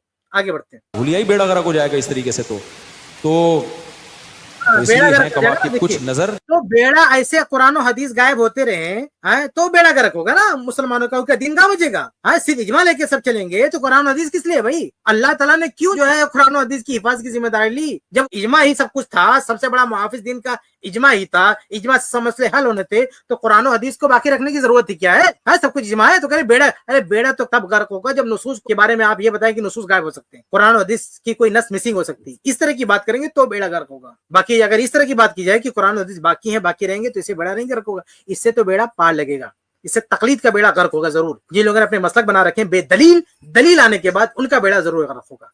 आगे आते हैं कुछ 3 तलाक के मसले में हदीस के पास कख भी नहीं है, समझ रहे हो? और ये जो लोग कहते हैं नबी ने हजरत रुकाना की हदीस पेश करते हैं, कारी खलील ने टीवी में ये भी हदीस पेश की हजरत रुकाना की, उसमें कि नबी ने एक मजलिस में कहा था कि वो उन्होंने साहबी ने एक मजलिस में दी थी तो आपने फरमाया वो एक हुई है। तो हो सकता है वो ये हदीस बयान कर दी, लंगड़ी लूली सनद है इस हदीस की। लंगड़ी लूली सनद है? अरे लंगड़ी लूली सनद तो आपके पूरे फिक़ह हनफी की है, लंगड़ी लूली सनद तो आपकी है, आपके पूरे मसलक की सनद लंगड़ी लूली। आपने जो इमाम अबू हनीफा रहमतुल्लाह के जो फतावे पेश करते हैं ना, उसकी सनद भी इमाम अबू हनीफा रहमतुल्लाह तक नहीं पहुंचा सकती, सिवाय चंद के, यानी बहुत कम हिस्से का आप सबूत दे सकते हैं कि इमाम हनीफा रहमतुल्लाह से साबित हो। बाकी जो इतना बड़ा आपने कूड़ा कबाड़ा इकट्ठा करके रखा फिक़ह हनफी के नाम पे, वो लूली लंगड़ी है। ना इमाम अबू हनीफा रहमतुल्लाह तक उसकी सनद पहुंचती है, ना अल्लाह के रसूल सल्लल्लाहु अलैहि वसल्लम तक उसकी सनद पहुंचती है। अपना खुद का पूरा मजहब लूला लंगड़ा, और आप जो है अहले हदीस के मसले के बारे में करें, हदीस के बारे में करें कि लूली लंगड़ी सनद है उसकी। ये मुस्नद अहमद की सनद है जिस पे ये इशारा कर रहे हैं, मुस्नद अहमद की रवायत है, और उस रवायत को बताइए खुद ये लोग भी मान चुके हैं। मैं आपको एक हवाला दे देता हूँ कि एक जो इनके मुफ्ती तकी उस्मानी साहब है, इन्होंने भी जगह लिख रखा ना कि हनफिया ने भी अब्दुल्ला बिन अब्बास रज़ियल्लाहु की रवायत को क़ुव्वत सनद की बिना पर तरजीह देकर तारुज़ रफा किए। दरसे तिरमिज़ी जिल्द 3 सफ़ा 432 पे आप देखेंगे। तो इसमें जिस सनद को इन्होंने कोट किया ये वही सनद है जो तलाक वाली रवायत की है, जिसको ये लूली लंगड़ी सनद कहते हैं। इस सनद को ये कई जगह मान चुके हैं, ये उलमाए अहनाफ इसको मान चुके हैं, बल्कि इसी सनद को दीगर अहले इल्म की बात करें तो देखिए हाफिज इब्न हजर रहमतुल्लाह कितने मशहूर बड़े मुहद्दिस हैं, फतहुल बारी जिल्द 1 सफ़ा 94 पे कहते हैं कि कज़ा वसलहु अहमद बिन हंबल वगैरहु मिन तरीक़ मोहम्मद बिन इसहाक़ अन दाऊद बिन हुसैन अन इक्रिमा अन इब्न अब्बास व इस्नादुहु हसन, इसकी सनद हसन। ये इमाम इब्न हजर रहमतुल्लाह सेम उसी सनद को जो सनद मुस्नद अहमद वाली है उसको हसन बोल रहे हैं, और आप ये कह रहे हो कि वो लूली लंगड़ी सनद है। इसके अलावा एक और चीज मैं आपको बता दूं कि इमाम दारकुतनी रहमतुल्लाह ने सुनन दारकुतनी में बाकायदा लिख रखा है कि वह सवाब हदीस इब्न अब्बास अन्न नबी सल्लल्लाहु अलैहि वसल्लम रद्दहा बिन निकाहिल अव्वल। ये बड़ी ही अहम चीज है। देखिए एक मसला क्या है कि अगर किसी जोड़े ने शादी कर लिया है, शादीशुदा जोड़ा है, शौहर है बीवी, और दोनों काफिर है, मुसलमान नहीं, अब दोनों अगर इस्लाम कबूल कर लेते हैं तो वो हदीस है कि उनका निकाह बाकी रहता है, उनको निकाह रिन्यू करने की जरूरत नहीं है। अगर मियाँ बीवी दोनों इस्लाम कबूल कर लिए तो नए सिरे से, भले चाहे तकदीम ताखीर ही क्यों ना हो, लेकिन फिर भी उनको नए सिरे से निकाह करने की जरूरत नहीं। ये जो हदीस आई है ना, ये उसी सनद से आई है जिस सनद से तलाक वाली हदीस है, और उस सनद को सब मानते हैं। इमाम दारकुतनी रहमतुल्लाह कितने बड़े मुहद्दिस हैं भाई, उन्होंने सहीहैन की बात रवायत में भी नक्ल किया, इतना बड़ा इलल का माहिर, वो कहता है कि सही बात वही है जो उस सनद से आई है। तो वो जो मुस्नद अहमद की सनद है, इमाम दारकुतनी जैसा इतना बड़ा नाकिद माहिर इलल वो उस सनद को ठीक बता रहा है, इब्न हजर रहमतुल्लाह उस सनद को ठीक बता रहे हैं, इनके उलमा भी उस सनद को ठीक बता रहे हैं। अब मुफ्ती तारिक मुर्शिद साहब को लूली लंगड़ी सनद लग रही है वो। तो बहरहाल बहुत सारे हमारी तलाक वाली किताब देखेंगे, मैंने दसियों अहले इल्म के अक़वाल नकल किए, मुहक्किकीन के, मुहद्दिसीन के, जिन्होंने इस सनद को सही करार दिया है, और जो कूड़ कबाड़ा इन्होंने लपेट के रखा है सनद के साथ, वो सबको हमने क्लियर किया है। आप हमारी किताब में तफसील देख सकते हैं। तो बहरहाल ये लूली लंगड़ी सनद उसको बताना, हम इस तरह की बात करें तो हम इनके पूरे मजहब को कह सकते हैं कि पूरा मसलब लूला लंगड़ा है। जी आगे बढ़ते हैं। तो आपने फरमाया वो एक हुई है, तो हो सकता है वो ये हदीस बयान कर दें लंगड़ी लूली सनद है इस हदीस की। हाँ एक मिनट, लंगड़ी लूली है, यही इब्ने अब्बास रजी अल्लाह तआला अन्हु के भी जन्म रखे, सही मुस्लिम में भी है। तो ये इनकी जो आदत है ना लंगड़ी लूली, इन्होंने वहां भी ये लंगड़ी लूली करने की बड़ी कोशिश की है। इसलिए हमारी किताब आप देखेंगे जामे तलाक, तो बहुत ही डिटेल में हमने इस सनद पे, जो सही मुस्लिम की सनद है ना, उस पर बहुत तफसील से, बल्कि शायद मेरी पूरी किताब में इतनी तफसील किसी और सनद पे नहीं है जितना सही मुस्लिम की सनद पर है। और इन चारों ने, एक नहीं चारों मसलक वालों ने मिलकर सही मुस्लिम की उस सनद पर जितने भी जो है कूड़ कबाड़ इकट्ठा किया है, वो सब सारी गंद हमने साफ कर दिया। अब हमारी किताब पढ़ेंगे तो सारी तफसीलात हमने रखी। तो ये लूली लंगड़ी बोल रहे, ये तो सही, इनका बस चले तो सही मुस्लिम की हदीस पर भी ऐसा बोलते हैं, और ये बोलते भी हैं। तो बहरहाल ये ताज्जुब की बात नहीं है, ये मुस्नद अहमद की हदीस के ताल्लुक से कह रहे हैं। इस तरह की बातें ये लोग सही मुस्लिम की सनद के ताल्लुक से भी कह चुके हैं, जिस पर उम्मत का इजमा है। आगे बढ़ते हैं। किसी ने भी इससे इस्तेदलाल नहीं किया है, सही है ना, सब मुहद्दिसीन ने कहा ऐसा नहीं है, जो सही सनद से साबित है वो आपके खिलाफ। किसी ने भी इस्तेदलाल नहीं किया। अरे भाई अहदे सिद्दीकी में तमाम लोगों का उसी पर अमल था। वो जो हदीस है कि नबी के दौर में ऐसा होता था, उसी मौके पर जो रिवायत फरमा रहे जो है अब्दुल्ला बिन अब्बास रज़ी अल्लाह तआला अन्हु अहदे रिसालत का एक तामुल बता रहे हैं, उस हदीस पर पूरा अहदे सिद्दीकी में अमल हो रहा था। अहदे फारूकी की इब्तदाई 2 साल तक अमल हो रहा, और आप करें किसी ने अमल नहीं किया। और उसके बाद भी मेरा एक लेक्चर है, आप देख सकते हैं यूट्यूब पे, आप देख सकते हैं कि हर दौर में 3 तलाक के एक होने का फतवा, ये हजरत फरमाते हैं कि किसी ने अमल नहीं किया। अरे भाई हर दौर में, यानी कोई दौर ऐसा नहीं है जिस दौर में अहले इल्म ने ये फतवा ना दिया हो, ये ना कहा हो कि उस हदीस पर अमल ना किया हो। चुनाचे मैं एक हवाला दे दूं जो इनके दुनिया हनफियत के बहुत बड़े मुहद्दिस हैं, बल्कि अगर शायद ये कहा जाए कि बड़े मुहद्दिसीन में इकलौते मुहद्दिस हैं तो शायद गलत ना होगा। वो कौन है? इमाम तहावी रहमतुल्लाह। हनफी दुनिया में इनसे बड़ा मुहद्दिस पैदा नहीं हुआ। ठीक है, इमाम तहावी रहमतुल्लाह की किताब है शरह मानिल आसार, जिल्द नंबर 3 सफा नंबर 55। उसमें क्या फरमाते हैं, ये हदीस नकल करते हैं, वही जो मुस्लिम की रवायत है ना, सेम वही हदीस नकल करते हैं कि अन्ना सलास कानत तुजल वाहिदा अला अहद रसूलुल्लाह सल्लल्लाहु अलैहि वसल्लम व अबी बकर व सलासा मिन इमारत उमर। ये रवायत मतलब वही है सही मुस्लिम वाली कि अहदे रिसालत में, अहदे सिद्दीकी में और अहदे फारूकी के इब्तदाई सालों में, इब्तदाई अरसे में 3 तलाक एक होती थी।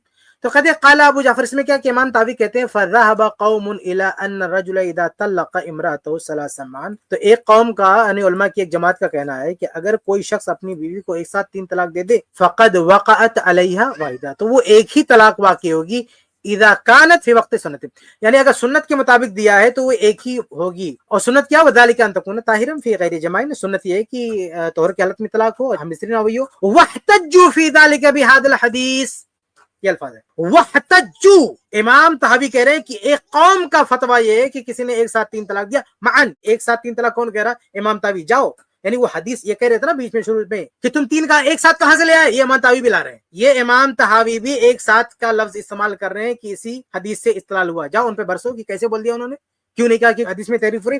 उन्होंने कहा कि एक जमात का ये फतवा है, ये कहना है कि किसी ने 3 तलाक दे दिया एक साथ तो एक शुमार होगी। वहतज्जू बिहादल हदीस, इन लोगों ने इस हदीस से इस्तेदलाल किया है।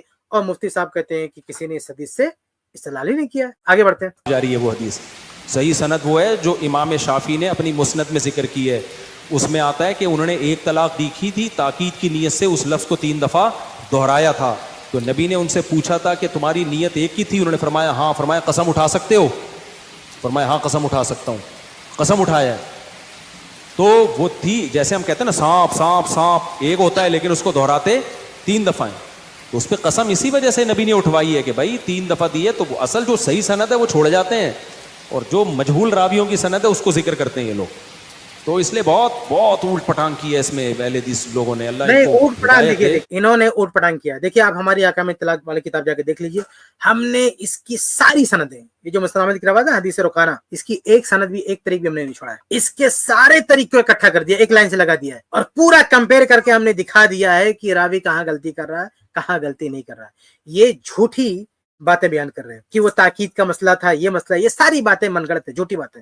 ऐसी कोई बात नहीं है। सही बात वो है जो मुस्तनद अहमद में, उसकी सनद सही है, उसकी सनद को मुहद्दिसीन ने सही कहा, उसकी सनद को मुहक्किकीन ने सही कहा, और बाकी जो रवायत है उसकी सनदों का क्या हाल है ये सारा हमारी किताब में जाके देख रहे हैं। तो ये उल्टा बात कर रहे हैं ना, झूठी रवायतें हैं, मनगढ़ंत रवायतें, उनको कहते हैं कि उसको बयान नहीं करते, और जो सही रवायत है उससे ये नजरपोशी कर रहे हैं। तो मुस्नद अहमद, और ये ऊंचे दर्जे की किताब भी है, मुस्नद अहमद ऊंचे दर्जे की किताबों में आती है, बल्कि ये जो है जो कुतुब सित्ता है ना उससे भी आली सनद होती है इसमें। और 4 इमाम में यही तो एक मुहद्दिस है जो सबसे ज्यादा हदीस लेकर है। मुहद्दिस इमाम शाफी रहमतुल्लाह भी है, मुहद्दिस इमाम मालिक रहमतुल्लाह भी है, लेकिन ये सबसे बड़े मुहद्दिस है, सबसे ज्यादा हदीस इकट्ठा करने वाले इमाम अहमद रहमतुल्लाह, उनकी किताब में रवायत मौजूद है। उनकी किताब से हटके कहते नहीं मुस्नद शाफी, जबकि इमाम शाफी की मुस्नद है भी नहीं, लोगों ने उसको जमा किया, इकट्ठा किया। इमाम शाफी की खुद की लिखी भी नहीं, लोगों ने तरतीब दिया। वो जैसे इमाम शाफी रहमतुल्लाह की किताब है हदीस की, ऐसा नहीं है, अपनी सनद से है, लेकिन ये जो मुस्नद शाफी जो मुरतब की गई वो लोगों की मुरतब की हुई है, इकट्ठा की हुई है।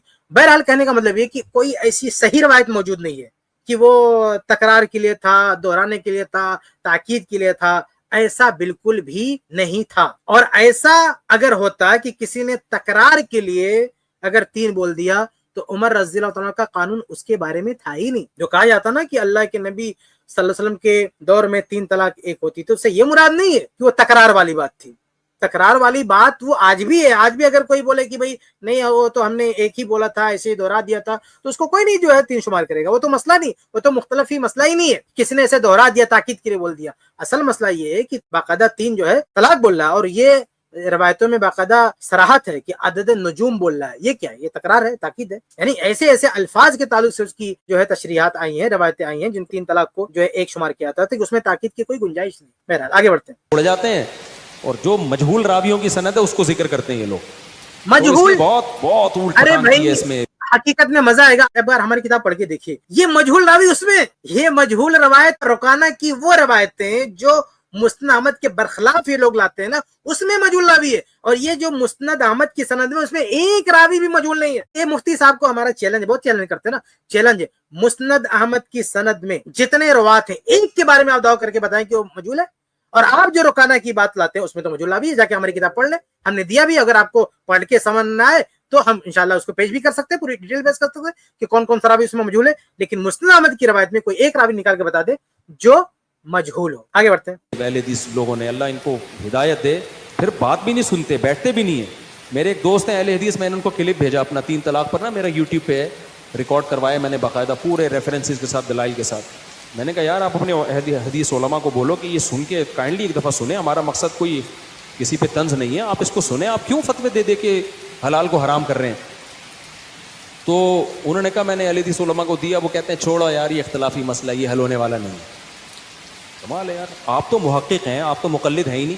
تو محقق کا کام ہوتا ہے تمام پیرایوں سے تحقیق کرنا نا, تو اب کیوں نہیں کر رہے آپ تحقیق؟ یہ حضرت کہہ رہے ہیں کہ محقق کا کام ہوتا ہے کہ تمام پیرایوں سے تحقیق کرنا. یہ مفتی طارق مسعود صاحب تک کوئی ہماری کتاب پہنچا دے. آپ بتائیے کہ اس میں کون سا پیرایا چھوٹ گیا ہے, آپ ہمیں بتائیں. آپ کہہ رہے ہیں نا کہ تمام پیرائے سے تحقیق کرنا, کون سا پیرایا اس میں چھوٹ گیا آپ ہمیں بتائیں. ابھی الحمدللہ ہم زندہ ہیں, اور اگر زندگی رہی تو ہم اس کا بھی جواب دیں گے. تو یہ کہنے کہ میں نے اپنی ویڈیو کلپ فلاں فلاں کو بھیجی, ہم کہتے ہیں مفتی صاحب ہماری کتاب بھی موجود ہے, ویڈیوز بھی موجود ہیں, دونوں سن لیجئے اور جواب دیجیے. یا تو آپ ویڈیو بنا کے جواب دیجیے, ہمارے ساتھ اسٹریم میں آئیے, جڑیے, یہاں ڈائریکٹ بات کیجیے. آپ سارا آپ پڑھ لیے, تیاری کر لیجیے, ہوم ورک کر لیجیے, ہماری کتاب پوری پڑھ ڈالیے, ہماری ساری ویڈیو سن لیجیے, پھر آ کے ڈائریکٹ بات کیجیے یا ویڈیو بنا کے دیجیے. آپ کے سامنے دونوں آپشن ہے, دونوں طرح بات کر سکتے ہیں. تو آپ یہ جو کہتے ہیں اہل حدیث سے گزارش کرتا ہوں تحقیق کریں, یہ ارے بھائی سب کی جا چکی ہے.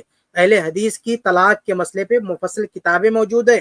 علامہ رئیس ندوی رحمہ اللہ کی کتاب موجود ہے, تنویر الآفاق موجود ہے, اسی طرح سے مولانا اسرائیلی رحمہ اللہ کی کتاب طلاق میں موجود ہے, میری کتاب بھی طلاق میں موجود ہے, بہت ساری کتابیں موجود ہے. ابن تیمیہ رحمہ اللہ, امام ابن القیم رحمہ اللہ, ان لوگوں نے جو پوری بحث کی وہ پوری ایک کتاب ہے 3 طلاق پر. انہوں نے اپنے فتاوا میں, اپنی کتابوں میں, ان دونوں استاد شاگرد نے جو بحث کی ہے, ان دونوں کی بحث اپنی جگہ پر پوری کتاب بنتی ہے. یہ پوری تحقیق تو پیش کر چکے نا, آج سے نہیں زمانے سے پیش کر چکے. یہ تحقیق موجود ہے. بلکہ ابھی سعودی عرب کے ایک عالم نے, ہم نے اپنی کتاب میں اس کے حوالے دیے ہیں کہ ایک کتاب لکھی انہوں نے کہ عہد صحابہ سے لے کے آج تک کتنے لوگ ہیں جنہوں نے 3 طلاق کے ایک ہونے کا فتویٰ دیا. انہوں نے اس میں ساری تفصیلات اس کتاب میں انہوں نے نقل کی ہیں. تو کتابیں تو بہت ساری لکھی گئی ہیں, تحقیق ہوئی ہے, آپ کو پڑھنے کی توفیق ہونا چاہیے. اصل میں مفتی صاحب کا مسئلہ ہے نا کہ مفتی صاحب یک طرفہ, یعنی بس وہ اپنے کنویں میں تیرتے ہیں, بس کبھی ان کو توفیق نہیں ہوئی کہ ذرا جا کے, بلکہ سارے تقلیدی مذاہب کی یہی پرابلم ہے کہ وہ دوسرے علماء نے کیا کہا ہے, ان کی کیا دلیلیں ہیں, یہ لوگ نہیں دیکھتے. یہ حنفیوں کا مسئلہ یہ ہے کہ یہ بیچارے نہیں دیکھتے کہ جو دوسرے 3 مذاہب والے ہیں ان کی اصل دلیلیں کیا. کبھی توفیق نہیں ہوتی, بس اپنے کنویں میں اپنی کتابوں میں بیٹھ کے یہ دلیل یہ جواب, بس اس میں مگن ہو جاتے. مخالف کی دلیل کا ہم نے جواب دے دیا. اور بھی مذہب والے ایسے, جیسے فقہ حنبلی کا مسئلہ ہے, یہ جو فطرہ کا مسئلہ آتا ہے نا کہ ایک گندم میں گیہوں میں آدھا سا دینا ہے, تو گیہوں میں آدھا سا دینا ہے, یہ فقہ حنفی میں امام طاوی رحمہ اللہ نے باقاعدہ اس کی مرفوع حدیث پیش کر دی ہے کہ آدھا سا گیہوں میں دینا. یہ باقاعدہ صریح اور صحیح روایت امام طاوی نے پیش کی ہے. لیکن آپ حنبلیوں کی کتاب پورا پڑھ کے دیکھ لیں, وہ کیا کہتے ہیں, نہیں حدیث میں جو ہے 1 سا آیا ہے, 1 سا آیا, وہ چلاتے جا رہے ہیں. لیکن کسی کو توفیق نہیں ہوئی کہ وہ فقہ حنفی نے جو دلیل پیش کی امام طاوی نے اس کی دلیل دے. تو یہ حنفی لوگ جب اپنا مسئلہ بات کرتے تو مخالف کی بات کا دلیل نہیں دیتے, اور مخالف وہ بھی اپنے کنویں میں اٹیرتے رہتے ہیں, یہ نہیں دیکھتے کہ ہمارے مخالف نے کیا دلیل دے دیا ہے. تو یہ تقلیدیوں کا یہ جو ہے عام طور سے ان کا چاروں کا یہ معاملہ ہوتا ہے کہ اپنے اپنے کنویں میں ڈبکی لگاتے ہیں, اسی میں تیرتے ہیں, جو ملا نکال کے لاتے ہیں, اور یہ سمجھتے ہیں کہ ہم نے پوری دنیا کو فتح کر لیا, پوری دنیا کی باتیں سن لی ہے. تو مفتی صاحب جو مشورہ دے رہے ہیں کہ اہل حدیثوں کو کرنا چاہیے, آلریڈی کر چکے, بہت پہلے کر چکے, ہر دور میں کر چکے. آپ کو ہم دعا کرتے ہیں اللہ آپ کو ہدایت دے, آپ کو توفیق ملے کہ ان تحقیقات کو پڑھیں, ان باتوں کو سمجھیں. آگے بڑھتے ہیں. پوری تحقیق نہیں ہوتی بھائی صاحب, سمجھ رہے ہو. چلے ختم ہوگی, شاید ویڈیو ختم ہوگی. بہت ہی زبردست ماشاءاللہ ہے تو پڑھ سکتے ہیں اس میں. جی, بہت ہی زبردست. اور میں جو سمجھتا ہوں کہ اس مسئلے پہ اگر کسی کو کنفیوژن ہو تو آج الحمدللہ پورے ہر اینگل سے یہ چیز کور ہوئی ہے الحمدللہ. اور شیخ کفایت بھی آج پوری یعنی ماشاءاللہ فارم میں ماشاءاللہ اس چیز کو انہوں نے واضح کی. اور میں جانتا ہوں ہمارے بہت سارے لوگ بیک سٹیج ویٹ کر رہے تھے اور کچھ ہمارا شیڈیول اپسیٹ ہے, لیکن کیونکہ شیخ نے بہت ہی اہم موضوع پر, اور آپ دیکھو کتنی ساری زندگیاں برباد ہوتی, فیملیز برباد ہوتی ہے اس ایک مسئلے کی وجہ سے. کتنے سارے کیسز ہیں ایسے کہ پورے ہیپی گھر کو پوری طرح سے الگ کر دیتے, اپنے سینے پہ پتھر رکھ کر وہ لوگ الگ ہو بھی جاتے ہیں اپنے مسلک کی بات کو ماننے کے لیے.